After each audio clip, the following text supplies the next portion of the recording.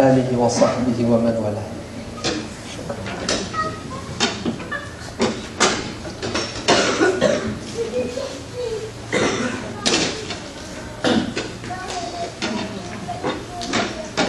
Donc Dieu dit dans le Coran à propos de l'A'rab, وقالت الأعراب آمنا قل لم تؤمنوا ولما يدخل الإيمان في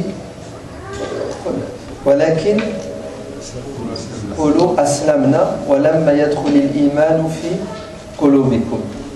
Donc les Bédouins prétendaient avoir la foi en disant nous croyons, et Dieu les reprend en disant non, non, non, attendez, il y a des niveaux de foi et de croyance. Ce n'est pas parce que vous avez adhéré à l'islam que vous êtes des bons croyants. Il y a les trois niveaux, vous connaissez, hein? Islam, Iman et Ihsan. Un hadith de Jibril. Qu'est-ce que l'islam? C'est une adhésion à une religion et une pratique des piliers, des fondements de l'islam.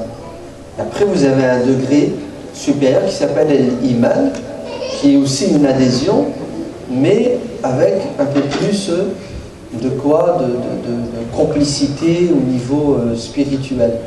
Puis après, vous avez l'ihsan. Là, c'est le top, le summum, ce vers quoi doit tendre tout croyant. C'est-à-dire une capacité extraordinaire que tu dois avoir à essayer d'être avec Dieu 24 heures sur 24 dans tous les domaines. Wallahu yuhibbu al-muhsinin. Et Dieu aime ces gens qui se rapprochent de la perfection spirituelle. Donc ce n'est pas parce que vous êtes musulman que votre cœur est baigné dans la foi. En fait, il y a l'apparence et il y a l'intérieur. Et toute notre religion nous pousse à évoluer de l'islam à l'iman et de l'iman à l'ihsan. Bien sûr, on reste toujours des muslimoun, des mu'minoun, des muhsinoun. Mais allons-y. Et il ne faut jamais descendre en dessous de l'islam, sinon tu quittes l'islam. Hein, vous savez quel iman yazidu wa yanqus. La foi, elle augmente, elle diminue. Pas la conviction. Tu crois en Dieu. Avec comment tu vis ta croyance? Est-ce que tu la vis avec amour, avec passion, si bien que tu pratiques avec le sourire et tu es réglo? Ou est-ce que tu la pratiques avec dédain, parfois même avec dégoût? Ouais, tu fais les choses à contre-cœur, tu étouffes, et puis tu n'es pas du tout régulier, hein, tu descends souvent en dessous de la limite autorisée. Donc, si le Coran dit à ces gens-là, à l'époque du prophète alayhi salam, vous êtes des muslimoun, vous devez encore faire un peu plus d'efforts pour devenir des mu'minoun, c'est qu'il y a un effort de tarbiya, d'éducation permanent que doit faire le croyant pour évoluer. On est d'accord? Très bien. Ça, c'était, qu'est-ce que c'est que le soufisme? D'où vient le soufisme? Maintenant, allons-y. Entrons dans le vif du sujet. Ça consiste à quoi, cette science? Dieu dit dans le Coran, وَذَارُوا ظَاهِرَ الْإِثْمِ وَبَاطِنًا. Un verset final. Vous avez deux sortes de péchés. Les péchés du corps et les péchés du cœur. Les péchés visibles, ouais, tu bois un verre d'alcool, ça se voit. Hein, tu voles, ça se voit. Puis vous avez les péchés du cœur, qu'on n'est pas capable de voir. Par exemple, l'hypocrisie, manque de sincérité, la jalousie, ouais, l'orgueil. Sont des péchés du cœur, bien sûr que tu caches. Bon, parfois il y a des fuites, hein, ça se voit dans ta manière de parler, de te comporter. Mais de manière générale, nous avons des maladies du cœur. Et le Coran nous dit, vous allez faire un effort sur le corps et le cœur. Vous allez vous éloigner de l'alcool, ok, mais vous allez vous éloigner de la jalousie. D'ailleurs, qu'est-ce qui est pire? L'alcool ou la jalousie? Qu'est-ce qui est pire? Le zina ou l'hypocrisie? Vous vous rendez compte? Les péchés du cœur sont dévastateurs pour la foi d'une personne. Le prophète sallallahu alayhi wa sallam dit Talatun muhlikat. 3 péchés vont perdre le croyant. Les 3 péchés vont te mener en enfer. Vous savez lesquels? Shuhun muta'un, une avarice sans limite. Tu es un radin, tu es avare. Tu donnes rien, tu donnes ni de ton argent, ni de ta personne. Tu es un égoïste en permanence. Allez vivre avec quelqu'un qui est comme ça. Demandez aux femmes qui ont des maris radins. Elles vont vous dire la souffrance. Aux enfants qui ont des pères ou des mères radines. Demandez aux responsables des mosquées qui ont des fidèles radins. Ils vont vous dire comment ils souffrent. C'est terrible. Le mec, même un sourire, il ne veut pas le donner. Ensuite, Hawan muttaba. Tu suis tes passions, tes envies. Tu n'es pas dans l'intelligence, dans la réflexion. Tu as envie de quelque chose, on ne peut pas t'arrêter. Tu cours derrière. Les plaisirs de la dunya sans limite. Troisièmement,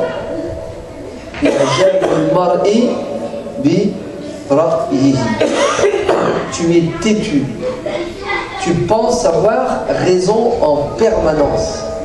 Impossible de discuter avec toi et tu ne peux jamais changer d'avis parce que tu as le monopole de la vérité. Vous avez vu, ce ne sont pas des péchés du corps, ce n'est pas de l'alcool, ce n'est pas du vol. Ce sont des statures intellectuelles, psychologiques qui sont catastrophiques pour la santé spirituelle du croyant puisqu'elles mènent en enfer sur terre et dans l'au-delà. C'est bizarre, non, vous ne trouvez pas? Comment le musulman trouve des facilités à délaisser les péchés visibles, les péchés du corps, et il a du mal à quoi? À se débarrasser des péchés du cœur. Vous savez pourquoi? Parce qu'on a donné plus d'importance au corps qu'au cœur. Deuxièmement, on ne nous enseigne pas. Les imams et savants ne font pas toujours leur devoir. On ne nous enseigne pas qu'est-ce qu'un péché du cœur, comment s'en débarrasser. Et troisièmement, on a un ennemi qui s'appelle le diable et le nefs. Et le diable, vous savez ce qu'il veut? C'est notre cœur. C'est le cœur qui l'intéresse. Donc, il fait tout pour qu'on soit des extrémistes, c'est-à-dire qu'on exagère dans l'apparence aux dépens de l'essentiel. On est pointilleux sur les détails de la religion et on délaisse les fondements. Et ça, c'est du bénéfice net pour le diable.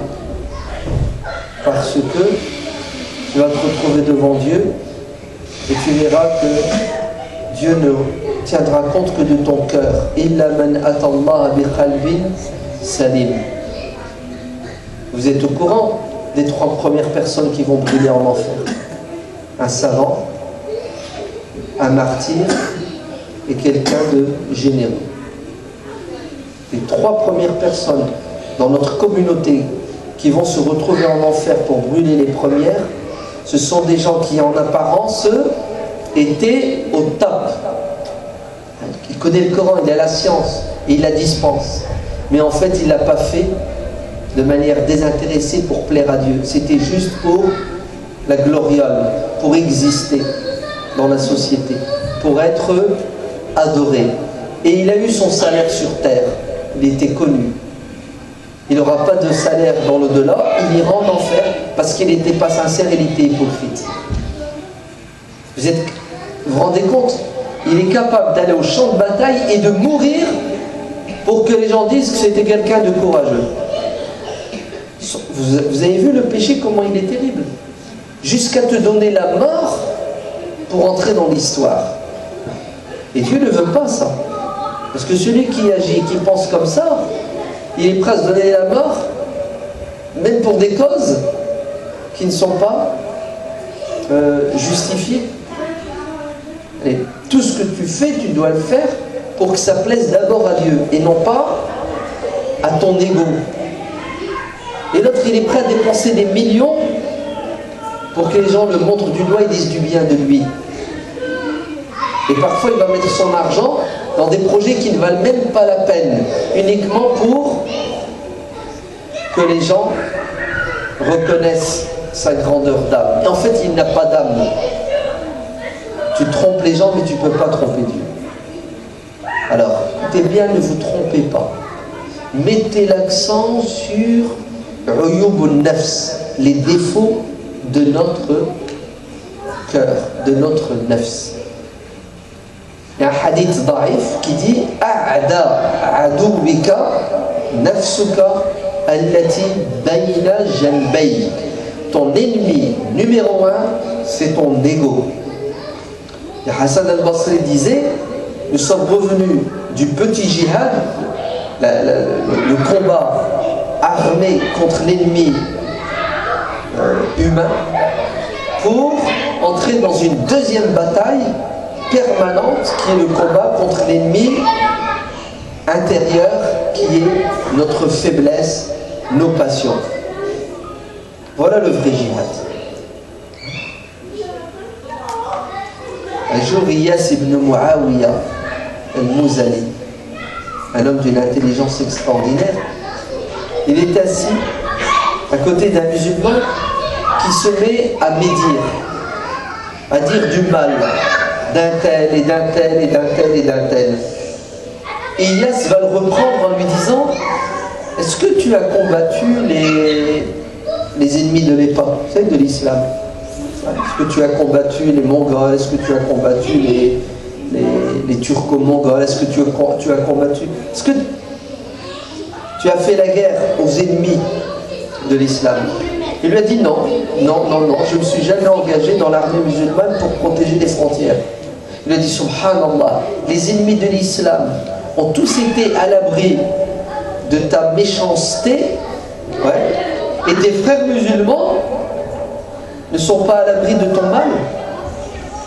Allez, quand il s'agit d'aller combattre le vrai ennemi, tu es un lâche, un déserteur, et tu viens et tu fais le rajl en quoi? En s'attaquant à tes frères musulmans. Vous avez vu comment les musulmans n'ont pas le sens des priorités. Et ça se voit dans les comportements. Il faut faire le djihad contre le nafs. C'est ça la spiritualité. Comment faire le djihad contre le nafs? Prendre conscience que nous sommes faibles.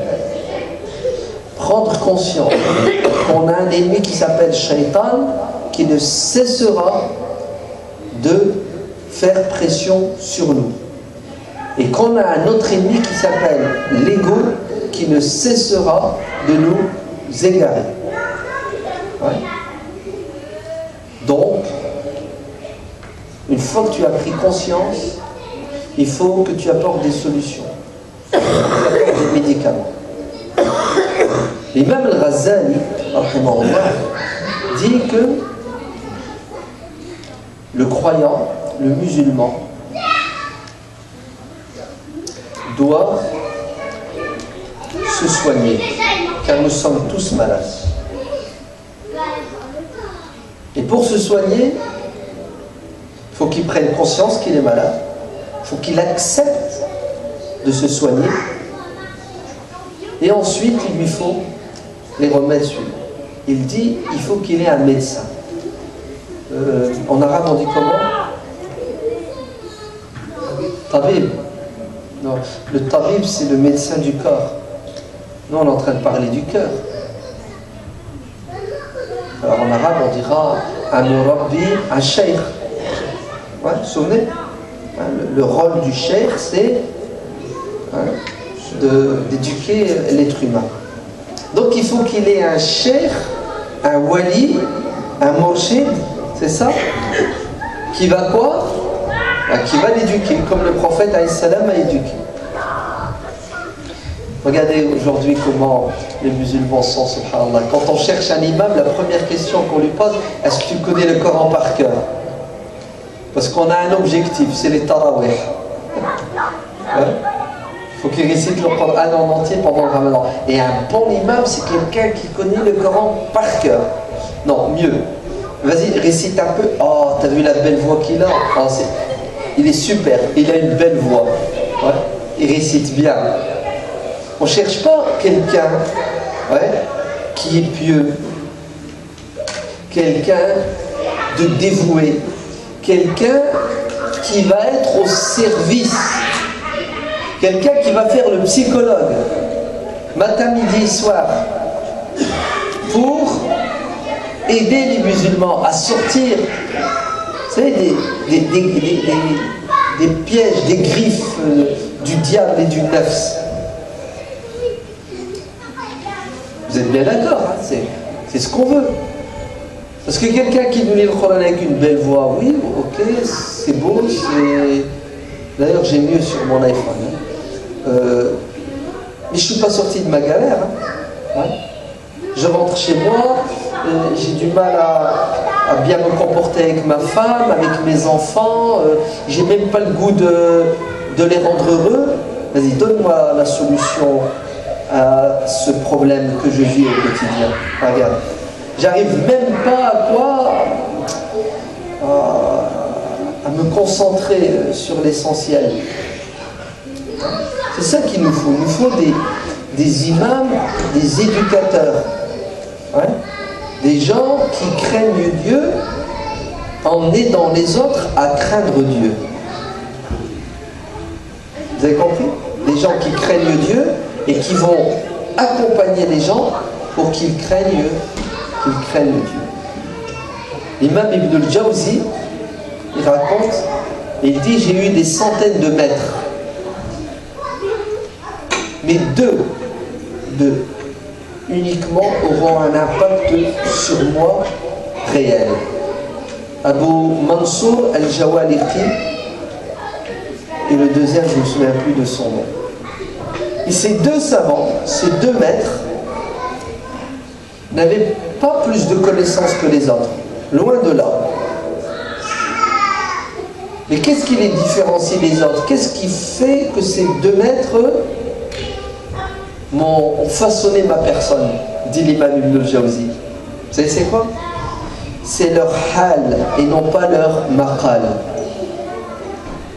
C'est pas la science qu'ils avaient, mais c'est l'effet de la science sur leur personne. C'est-à-dire c'était des gens pieux qui craignaient Dieu. L'imam Ibn al-Jawzi dit, on s'asseyait avec le cheikh et quand il commençait son cours pour nous faire du tafsir du Coran, il passait plus de temps à pleurer qu'à parler, en disant, qui suis-je moi pour expliquer la parole de Dieu? Vous vous rendez compte? Des gens comme moi aujourd'hui osent interpréter la parole de Dieu alors que l'imam Ibn al-Jawzi dit que ces pleurs avaient un effet extraordinaire sur notre âme et on ressortait de là encore plus croyant, plus musulman. Vous avez compris le... Non. Pour se soigner, il nous faut des modèles, il nous faut des exemples, il nous faut des éducateurs. C'est pour cela, choisissez le bon imam, choisissez le bon maître. Et c'est à vous la population, hein, le peuple, hein, de faire pression pour avoir la bonne personne. Ça ne court pas les rues, hein. Ça ne court pas les rues. Deuxièmement, il dit, et si tu ne trouves pas cette pépite là, ce joyau, Alors il te faut un ami sincère, avec qui tu vas faire un pacte de fraternité, qui va te conseiller en permanence et tu vas accepter ses conseils et toi aussi tu le conseilleras. Un ami qui te fait des cadeaux, les plus beaux des cadeaux. Il met le doigt où ça fait mal, il te montre tes défauts. Il te fait des remarques. Pourquoi? Pour que tu changes et que tu évolues. C'est beau ça, non? Et tu prends pas mal, hein? Et même si ça te fait mal, tu deviens rouge, t'as honte, c'est pas grave. Vous savez, parfois le médicament, faut supporter les effets secondaires. Vas-y, supporte et dis-lui que Dieu te bénisse. Tu m'as fait le plus beau des cadeaux puisque tu vas me permettre de quoi? De m'améliorer. Voilà. Pacte de fraternité. Abu Darda avec Salman el-Farisi. Quand le prophète a créé ce pacte entre les Muhajiroun et les Ansar, Abu Darda a eu pour frère en islam, qu'il héberge chez lui, Salman. Et un jour, Salman va rendre visite à Abu Darda. Et il voit sur le visage de la femme d'Abu Darda, Umm Darda, la tristesse. Hein, ce qui prouve que... Ouais. D'accord. Il rend visite à son frère, sa femme elle est là, ils discutent. Il y en a qui croient que la règle c'est pas de contact, pas de relation, pas d'échange. C'est pas vrai. Salman, il voit que la femme de son frère en islam est triste. Ça se voit même sur sa tenue vestimentaire. Elle se laisse aller. Elle fane comme une fleur. Et qu'est-ce que dit Salman à Umm Darda? Il dit, qu'est-ce que tu as? Je te sens triste, je te sens pas bien dans ta peau, ça se voit. Il me dit, bah, c'est à cause de mon mari. J'ai un problème avec mon mari. Et c'est quoi ton problème avec ton mari? Tu sais, je ne lui reproche pas sa piété scrupuleuse et rituelle. Tu sais, ses prières, son jeûne, ses lectures du Coran. Il est magnifique Abu Darda dans ce domaine. Mais tu sais ce que je lui reproche? C'est qu'il ne s'occupe pas de moi. Il me délaisse. Il ne me calcule pas. Je suis un être humain.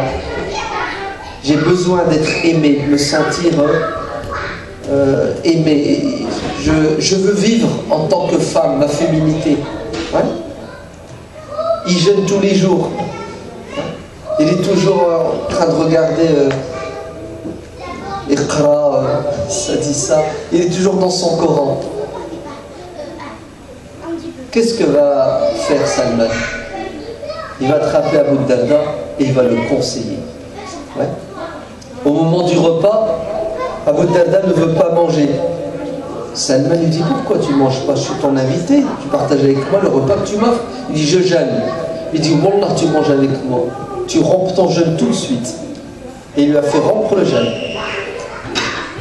Et le soir, Abu Darda se prépare pour prier. Il lui dit, Wallah, tu ne pries pas. Tu vas, tu dors. Tu t'occupes de ta femme. Et le matin, avant la prière, on se réveillera une demi-heure avant et on priera ensemble. Et Abu Salman va corriger son frère. Parce qu'il est tombé dans quoi? Dans une exagération. Ouais. Il a des devoirs envers son corps. Ouais. Il doit lui donner son dû. Il a des devoirs envers sa femme. Et le prophète sallallahu alayhi wa sallam dira que Salman a raison et que Salman est un homme sage.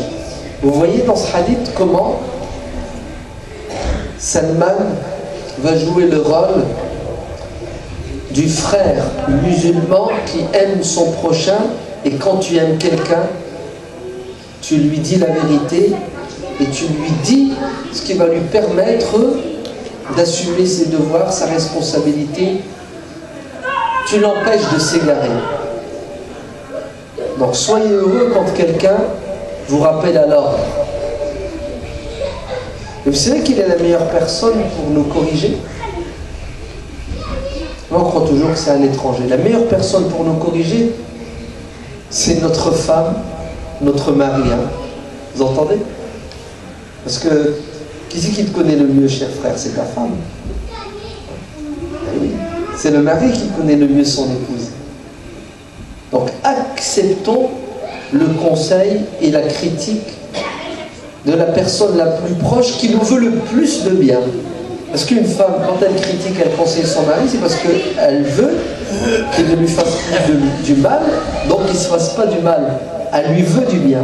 Et un homme aussi, quand il conseille sa femme, c'est pour l'élever, pour que lui soit encore meilleur avec elle, parce que elle est quelqu'un d'extraordinaire. Donc, acceptons les remarques et les critiques quand elles viennent de quelqu'un de sincère qui nous veut du bien, parce que c'est ça qui va permettre à notre nefs d'évoluer. Ensuite, il dit, tu veux te soigner, tu veux grandir, écoute ton ennemi. Vous entendez? Pourquoi? Parce que ton ennemi a un regard critique sur toi à sens unique. Il ne voit que ce qui ne va pas chez toi, pour te faire du mal, ouais, en dévoilant tes défauts, tes péchés. Parce qu'il veut te rabaisser. Alors écoute-le. Écoute-le avec du recul. Si ce qu'il dit de toi est vrai, réagis intelligemment. Tu sais comment? Change. Et là, tu vas lui faire du mal à ton ennemi. Pourquoi?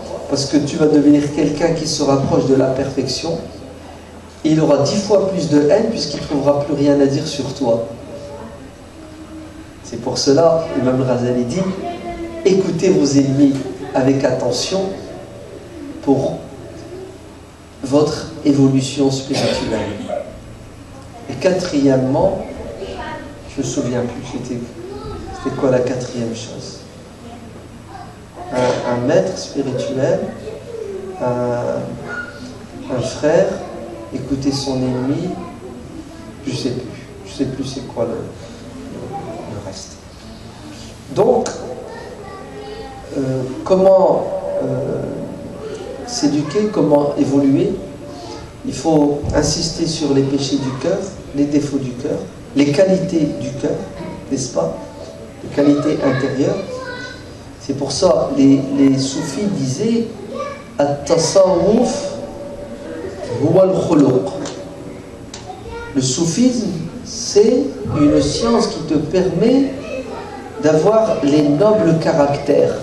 Plus tu as de nobles caractères, plus tu es soufi. Vous entendez?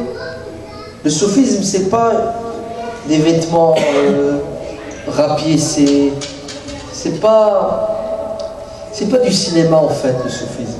Le soufisme, c'est quelque chose de profond et d'intime qui fait que tu essaies, alors je vais le dire, on n'est pas à la lettre, tu essaies de ressembler à Dieu. Dieu est parfait. Donc tu essaies de te rapprocher de la perfection. Ouais? Dieu est bon, essaie d'être bon. Dieu est juste, essaie d'être juste. C'est ça? C'est un hadith qui est daif, qui est faible, mais le sens est véridique. Takhallaqu bi akhlaqillah. Regardez. Vous avez vu? Sont là les attributs divins, non? Ouais? Sont là, regardez. Tiens, Ar-Rahim, le miséricordieux. Alors, c'est miséricordieux? Regardez, le juste, Al-Adl, ouais? Al-Ghafour. Hein, c'est ça. Il faut essayer de s'élever et de s'identifier. Sinon, on n'a pas compris c'est quoi le but du dîn. Et tout ça passe par quoi? Par le modèle. Et le modèle, c'est le prophète sallallahu alayhi wa sallam. Ouais. Le modèle, c'est le prophète. Comment Dieu le qualifie dans le Coran? Bil mu'minina ra'oufun rahim. C'est ça? Regardez. Ar-ra'ouf, ar-rahim. Non? Dieu, il est quoi? Il est doux et il est miséricordieux. Et Dieu lui-même, dans la sourate Tawbah, dit de son prophète sallallahu alayhi wa sallam qu'il était Ra'ouf Rahim. Allez, bismillah. Écoutez bien, il n'y a pas d'éducation spirituelle, il n'y a pas de soufisme s'il n'y a pas de jihad contre le nafs, l'ego. Regardez ce que disent les maîtres soufis.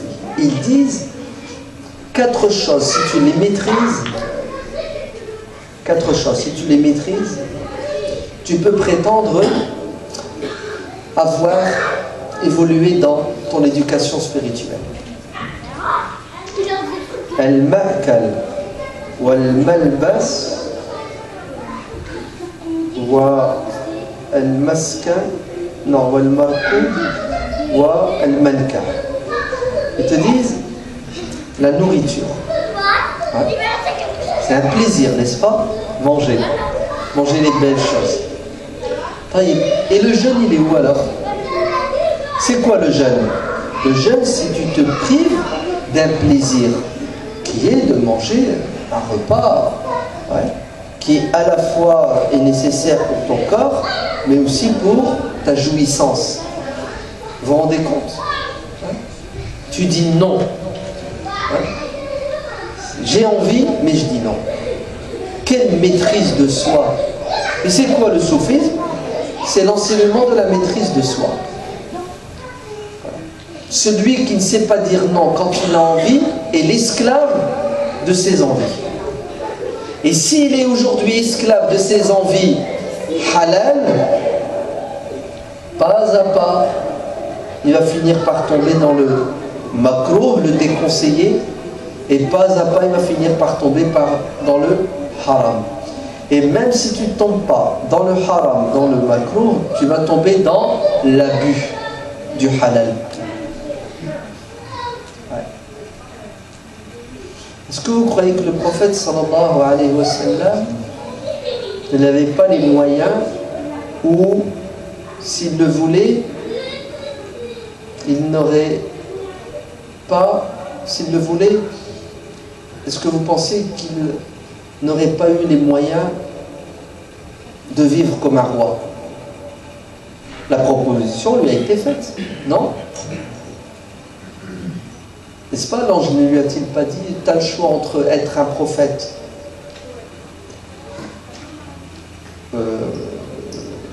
lambda, ouais, ou un prophète roi? Il a choisi quoi? Il a choisi d'être un prophète modeste, ouais, simple, qui vit du minimum.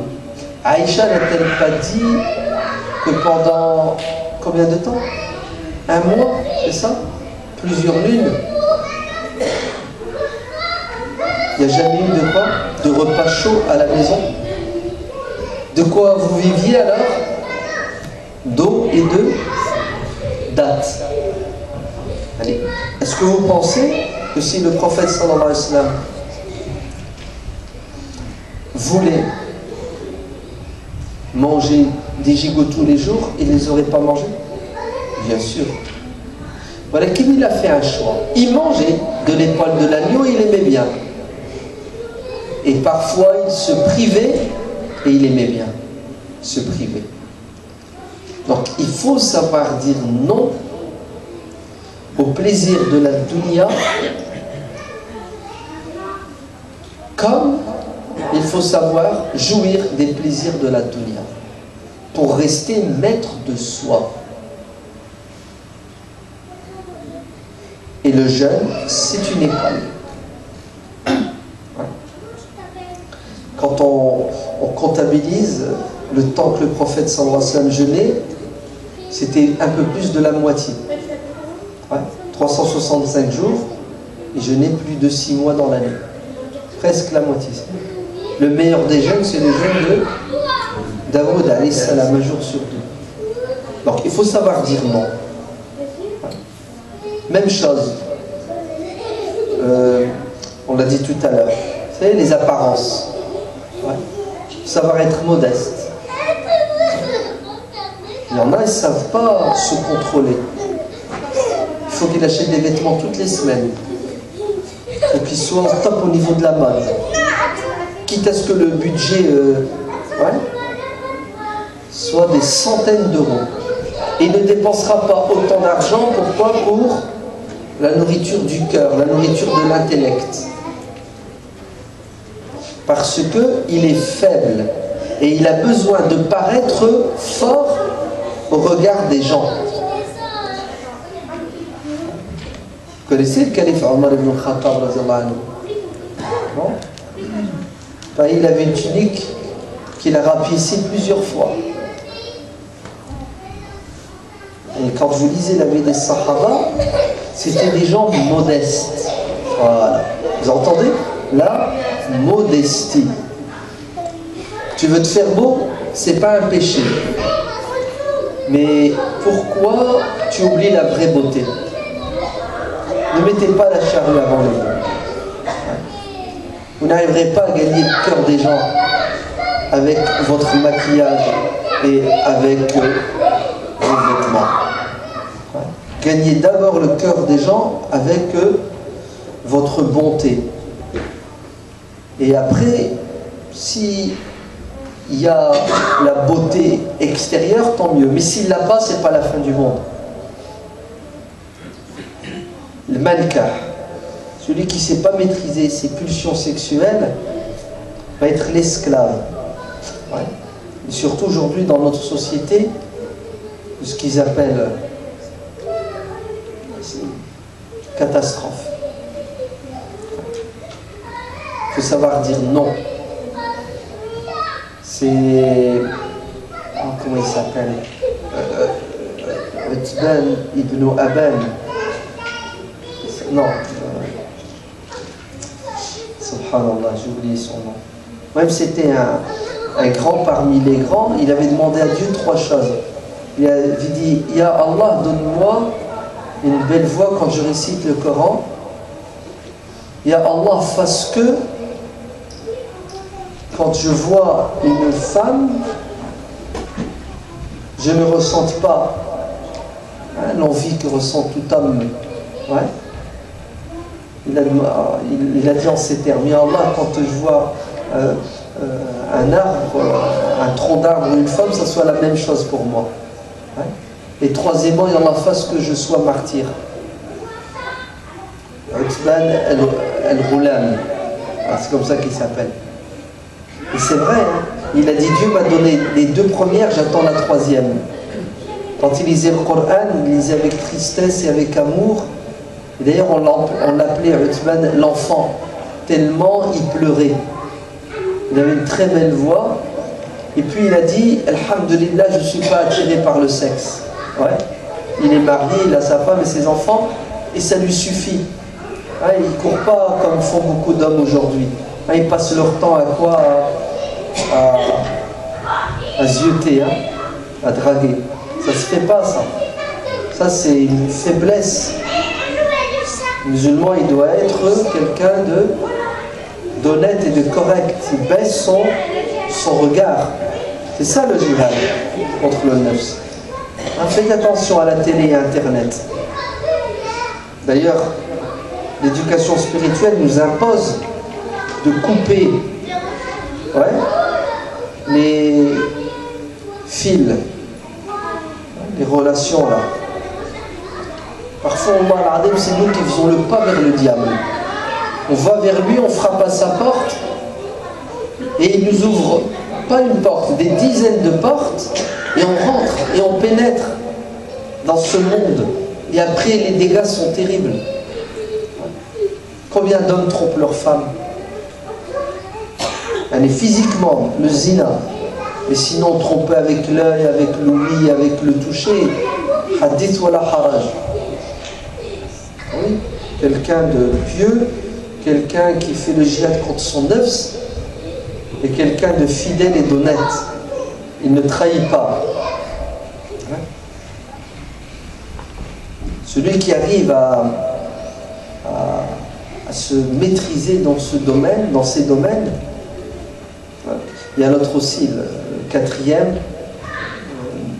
la voiture. À l'époque, c'était les chevaux, etc. Les gens, ils aimaient bien se montrer, ils aimaient bien. Celui qui considère que la voiture, c'est un moyen pour exister, est mort spirituellement. Le prophète sallallahu alayhi wa sallam a dit, il y a 3 types de montures. Il y a une monture qui va t'emmener en enfer direct. Il y a un cheval, c'est l'enfer. Il y a une monture qui va t'emmener au paradis. Puis il y en a une, ça dépend de l'utilisation.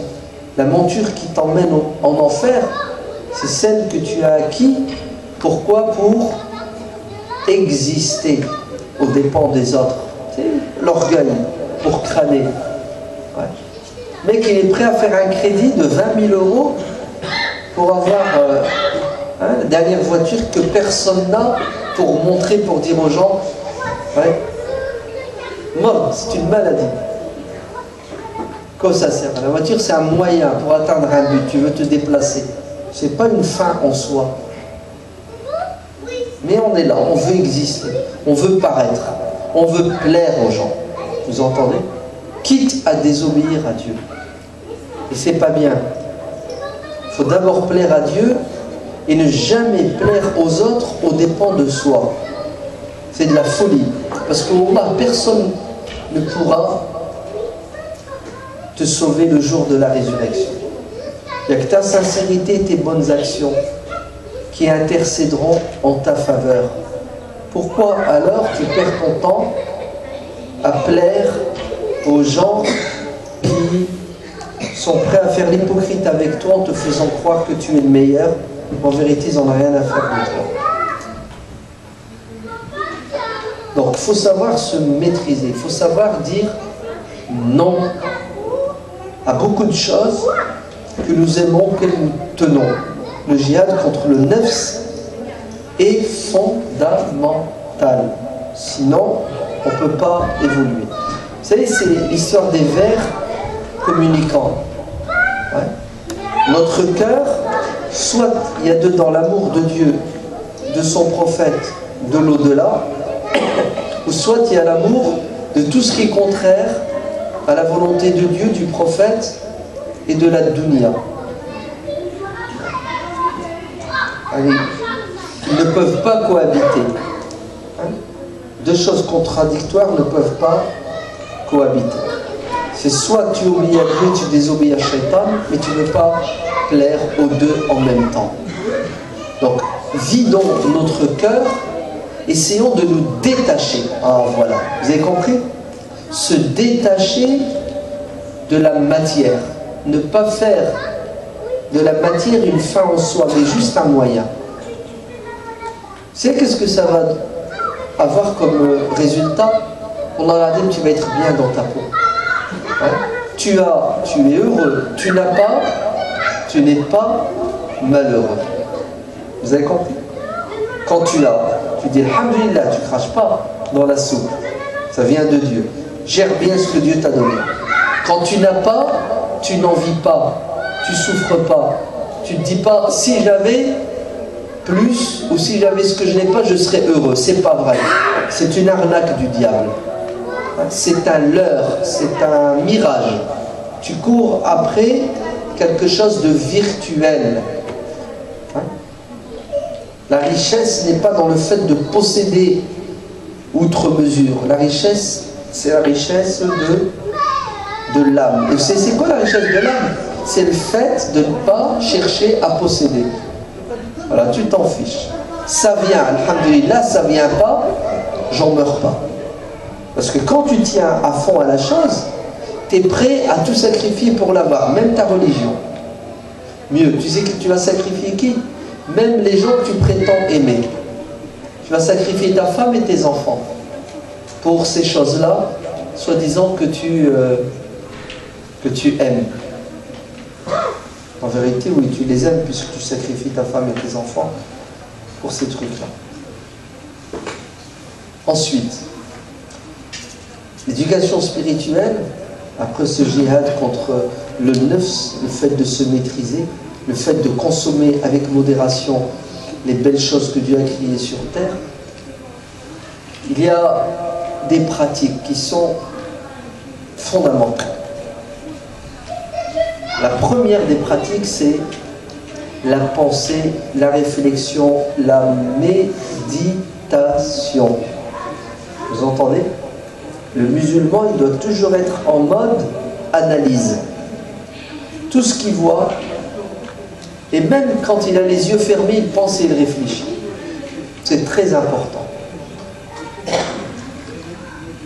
الذين يذكرون الله قياما وقعودا وعلى جنوبهم ويتفكرون في خلق السماوات والأرض. Et comment il est le croyant? Il pense et il réfléchit en permanence. En fait, il y a deux manières de voir les choses. Il y a l'apparence et puis il y a le fond. Tu regardes avec les yeux du corps, mais il y a une deuxième faculté, avec les yeux de l'âme. Ouais. Tu vois ce que d'autres ne voient pas. Tu réfléchis. Par exemple, tu penses à la mort. Il faut y penser à la mort. Le prophète sallallahu alayhi wa sallam n'a-t-il pas dit, quand tu te réveilles le matin, imagine-toi que tu vas mourir ce jour-là. Dans quel état ça te met? Tu fais attention à tout ce que tu vas faire et ce que tu vas dire. Et si jamais tu ne meurs pas, le soir, tu souffles, tu dis Alhamdulillah, Dieu m'a encore donné une chance pour effacer les erreurs de la journée et te projeter avec une bonne intention pour faire du bien la nuit et le lendemain, si Dieu te prête vie à nouveau. Udkuru hazim al-ladhat. Pensez à celle qui brise les jouissances, la mort. N'a-t-il pas dit rendez visite aux tombes, allez au cimetière? Non? Donc, pensez. Hein? Ne pas oublier l'au-delà. C'est très important. Mais si vous voulez penser, vous avez besoin d'avoir un contact avec ce qui va vous aider à penser, à réfléchir. Le Coran. Car le Coran nous parle de l'au-delà en permanence. C'est pour ça qu'il faut avoir ce qu'on appelle un wird. Une quantité de Coran que tu lis tous les jours. Hein, vous avez le Coran, c'est votre livre de chevet. Hein? Chaque jour, vous regardez une page, 2 pages, 3 pages. Non, mais une quantité nécessaire et suffisante qui vous permet en permanence. Et parfois, lisez qu'un verset et pensez-le et réfléchissez-le. Un seul verset. Donc toujours la pensée et le contact avec ce qui va vous permettre de penser, de réfléchir, le livre de Dieu. C'est très important. Il n'y a pas de spiritualité s'il n'y a pas de relation intime avec le Coran. Deuxièmement, le zikr. C'est quoi l'objectif du zikr? C'est justement ne pas oublier. Zikr veut dire rappel, souvenir. On oublie, hein? On est emporté par les obligations de la vie. Donc, te rappeler de Dieu. Comment est-ce que tu te rappelles de Dieu?